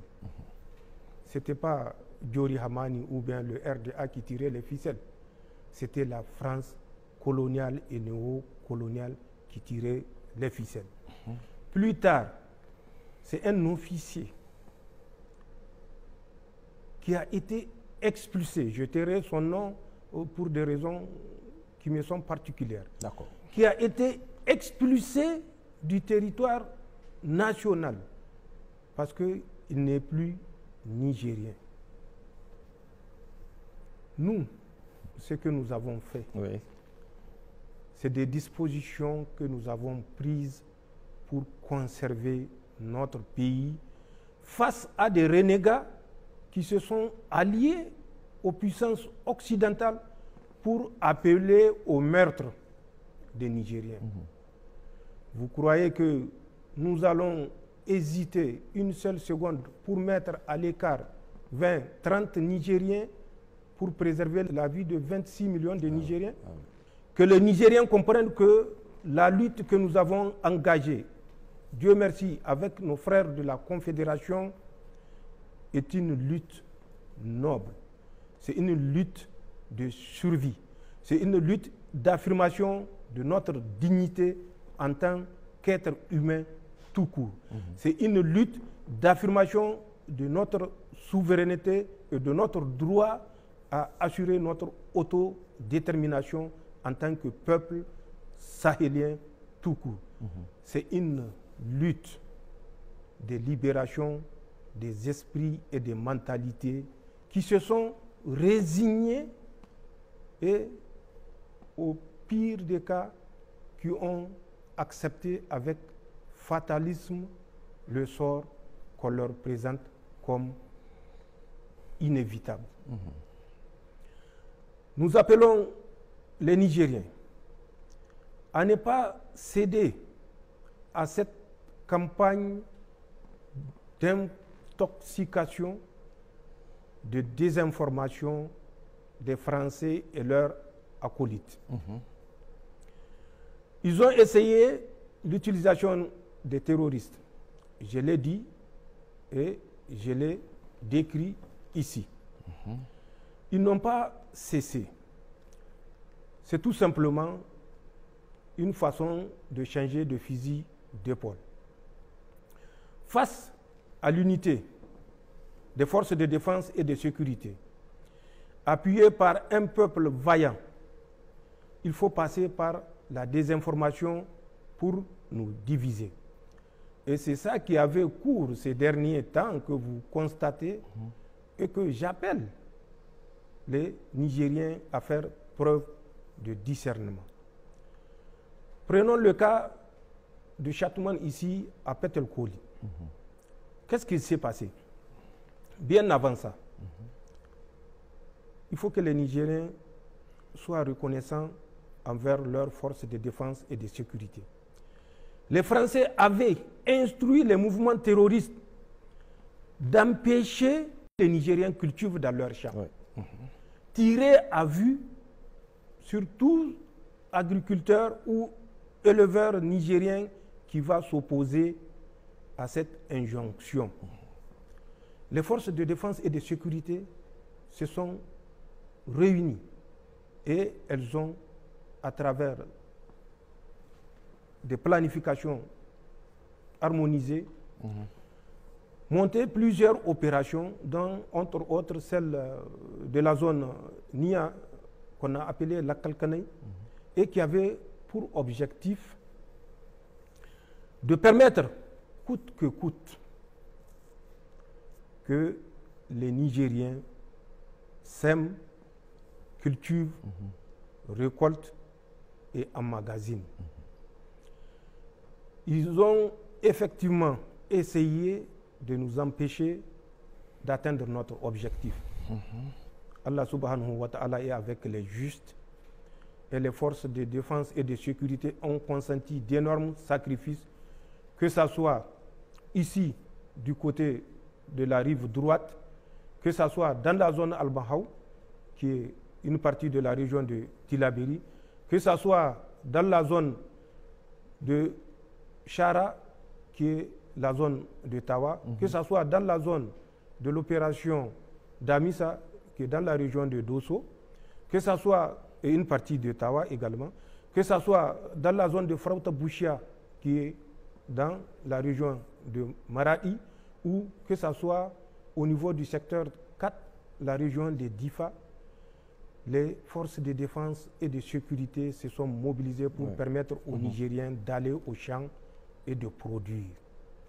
Les Français ayant échoué n'ont pas abandonné. Il fallait coûte que coûte prouver au monde qu'après leur départ du Niger, le ciel est tombé sur la tête des Nigériens ou sur les têtes des Nigériens et qu'il va falloir prendre attache avec le Conseil de sécurité des Nations Unies pour évoquer le droit d'ingérence humanitaire.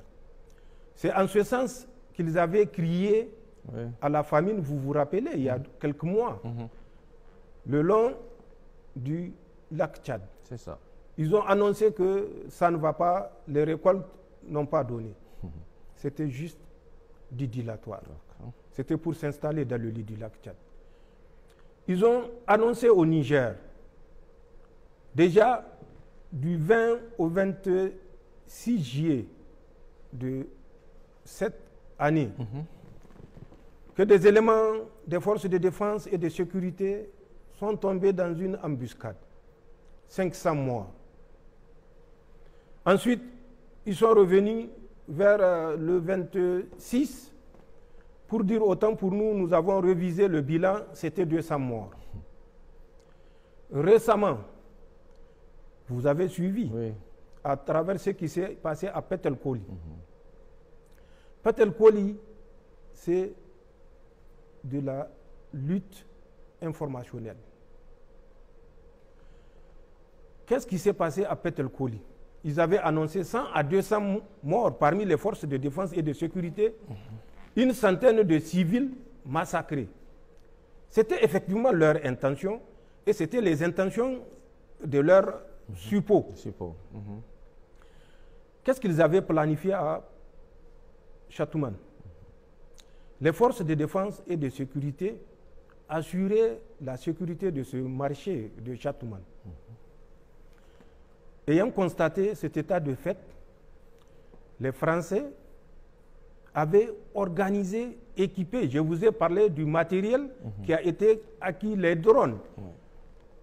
Renseignez-vous auprès des populations. C'est ça le drame du Niger. On reste à Niamey, on écrit des articles sans s'approcher des populations qui sont dans la zone considérée. Les forces de défense et de sécurité fidèles à leur mission assuraient chaque jour de marché la sécurité du marché de Chatoumane. Les Français, à travers leur proxy, ont mené plusieurs campagnes de reconnaissance avec des drones. Demandez à la population. Je ne dirai pas au FDS parce qu'on va dire que non, les FDS ont été instruits pour donner la version. Mais approchez-vous des populations, demandez-leur ce qu'elles voient la nuit ou le jour. Elle vous le dira. Donc, ils ont conçu un massacre autour de Chatoumane.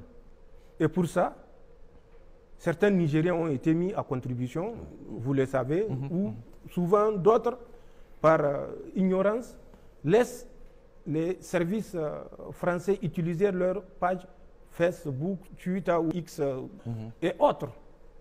Ils ont conçu cette attaque et nous avons des renseignements précis. Dieu, je l'ai dit, est avec les justes. Dès que la colonne avait quitté le Mali, nos frères de la Confédération nous ont saisis. Avant même que la colonne ne quitte,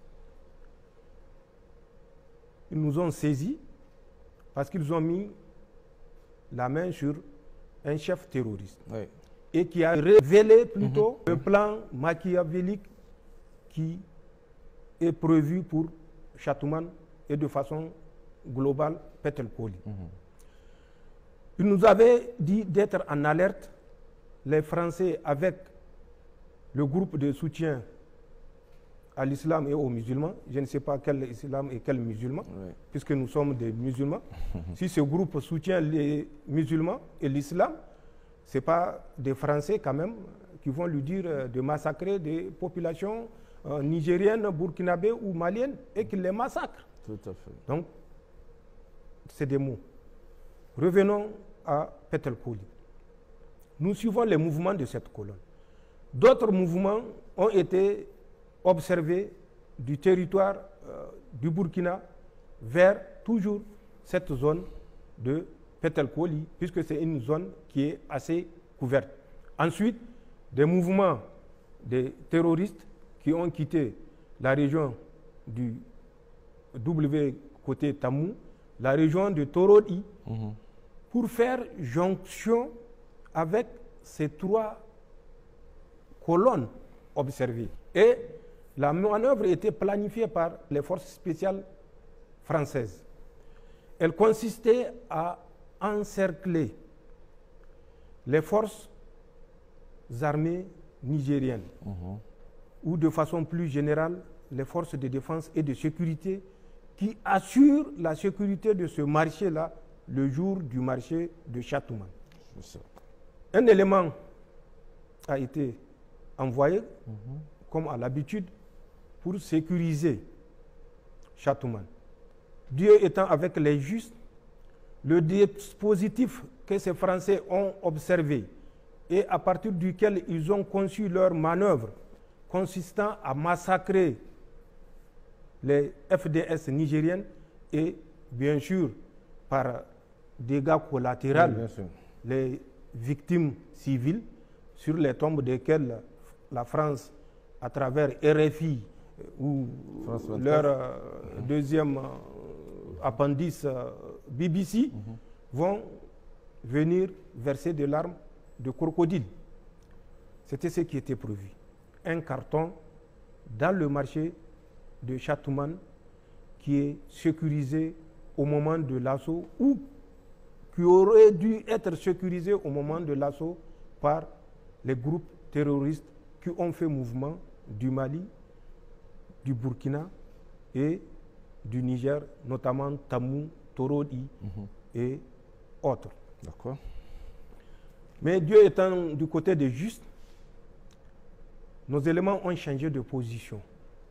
Face aux renseignements que nous avons reçus, un autre plan de déploiement a été initié et l'ennemi qui a été sensibilisé, formé, entraîné pour faire ce massacre, qui a été annoncé avant même l'action de Chatouman, RFI avait annoncé, vous avez suivi la page d'un certain Ingade, avait annoncé.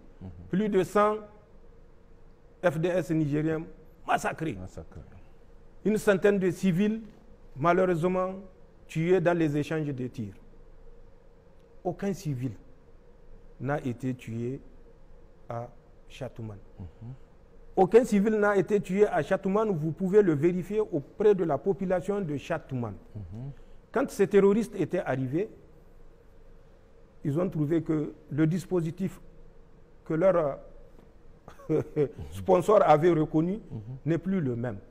Ils ont traversé le village de Chatouman. Ils avaient demandé à la population de Chatouman de ne pas bouger pour ne pas éveiller les soupçons des FDS qui étaient positionnés à 2 ou 3 kilomètres un peu plus loin de la position initiale. Donc les populations étaient tétanisées, elles n'ont pas bougé. Les terroristes ont continué leur manœuvre d'encerclement de nos positions. Ce qui s'est passé, à un certain moment, les FDS nigériennes vont observer le mouvement de 3 motos. Et ils ont des drones. Les mêmes drones que la France avait commandés à travers le ministère de l'Intérieur béninois au profit des terroristes. Les mêmes drones que la France avait commandés à travers Ahmed Aboubakar Roufaï pour équiper les terroristes Lakurawa. Nous avons des drones, petits drones tactiques plus performants. Ils ont utilisé ces drones et au cours de la reconnaissance, ils ont constaté cette manœuvre d'encerclement. Oui. Et c'est là où, compte tenu du nombre mobilisé par les terroristes, avec, bien sûr, l'appui de leurs sponsors, les éléments ont fait des tirs de fixation sur l'ennemi pour essayer de l'empêcher de se déplacer et pouvoir se réorganiser et dans l'ordre se soustraire de la nasse que les terroristes étaient en train de tisser autour de nos forces de défense et de sécurité. Donc c'est dans cet échange de coups de feu qu'une de nos Toyota a été touchée, où il y a eu 5 martyrs. Et puis, au cours toujours du combat, pour que les FDS se repositionnent, se réorganisent, il y a eu 5 autres qui sont tombés. Ce qui fait malheureusement 10 éléments de forces de défense qui vont tomber ce jour-là. Aucun civil n'est tombé. Vous pouvez demander à la population de Châteauman. Je ne dirai pas à RFI de venir demander, puisque RFI ne peut pas venir demander. Mais les suppôts de RFI qui sont sur notre territoire, nous le savons et qui sont nombreux, peuvent aller se renseigner et donner le résultat à RFI. Aucun civil n'est tombé à Châteauman. Pour se rattraper, puisqu'ils ont découvert certainement, puisqu'ils ont des infiltrés, même dans les campagnes. Qu'est-ce qu'ils ont fait? Ils ont fait le montage de Libéry. Regardez bien les images de Libéry. Demandez à la population de Libéry qu'est-ce qui s'est réellement passé.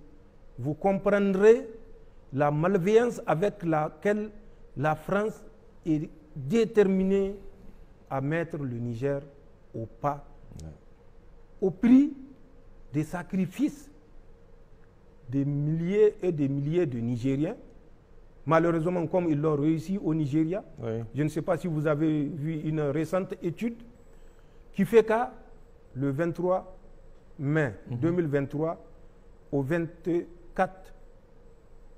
avril 2024, 600 000 Nigérians ont été tués par les mouvements terroristes. Plus de 2 millions ont été pris en otage, avec à peu près 3 milliards de dollars de paiement de rançon. Ces chiffres que je donne, c'est les chiffres du Bureau national de la statistique du Nigeria. Vous pouvez vérifier, et ils ont communiqué. 600 000 tués, 2 milliards 790 millions de dollars. De rançon. Exactement, de paiement de rançon. Et ça, c'est ce qui a été officiellement enregistré. Il y a des paiements de rançon qui se font à l'insu des autorités. Bien sûr. Ils sont nombreux. Donc, c'est pour vous dire, c'est cette même situation que la France veut créer au Niger. Nous n'allons pas nous taire et il n'est pas de notre responsabilité de nous taire. C'est une façon d'appeler les Nigériens à comprendre les enjeux, à comprendre ce qui se passe et à éviter d'être les porte-voix de la France néocoloniale. Le message que je lance aux compatriotes nigériens, c'est de continuer à garder cette flamme que nous avons allumée pour notre indépendance totale, allumée. Le message que j'ai envers les Nigériens et les autres peuples de la Confédération, c'est de continuer à prier pour que nos États restent debout. Aucune puissance, quelle qu'elle soit, n'est au-dessus de la puissance d'Allah subhanahu wa ta'ala. Le message que je lance, c'est un message de solidarité entre peuples nigériens et entre peuples de la Confédération.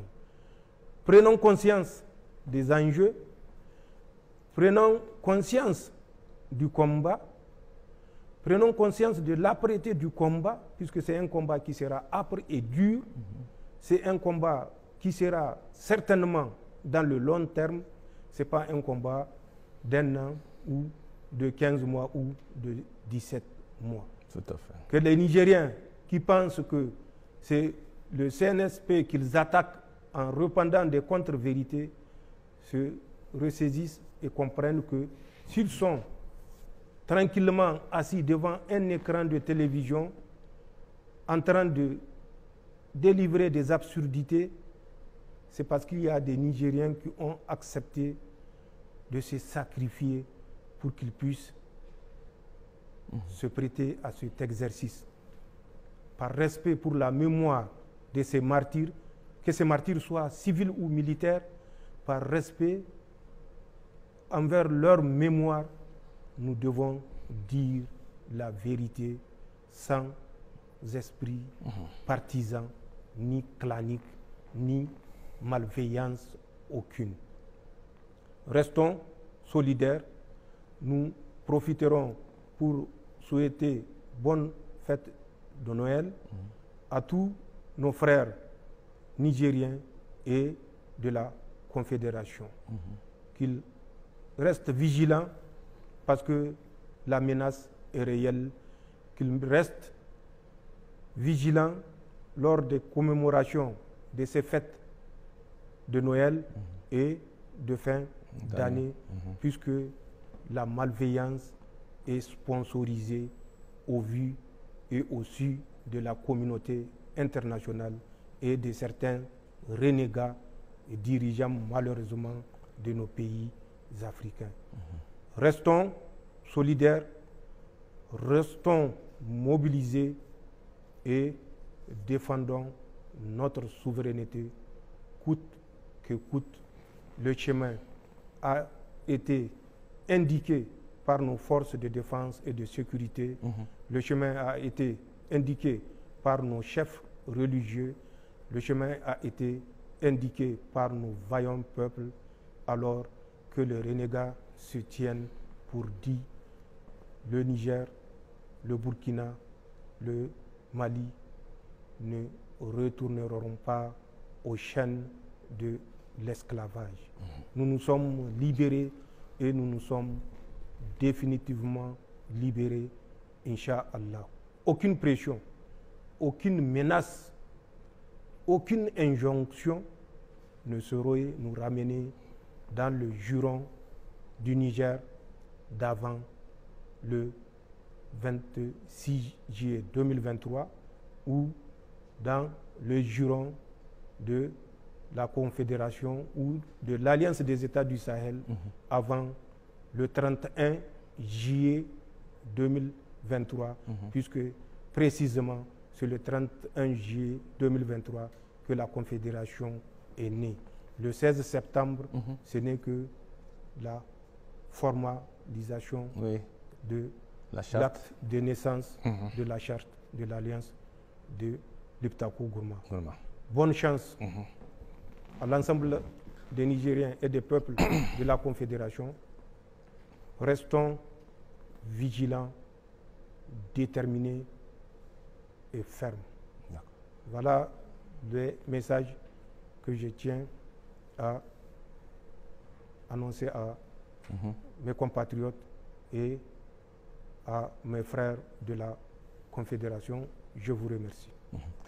Monsieur le Président, merci pour cette grande interview consacrée essentiellement, je l'ai souligné en début de cet entretien, sur les questions sécuritaires avec ce projet funeste de déstabilisation de notre pays et de l'ensemble des États de l'AES. Un projet qui, on le voit, et selon les informations que vous-même vous avez voulu partager avec le peuple de l'AES, est une réalité, d'où la nécessité pour tous nos concitoyens et l'ensemble des populations de l'AES d'être très vigilants. Excellente soirée à tous. Au revoir.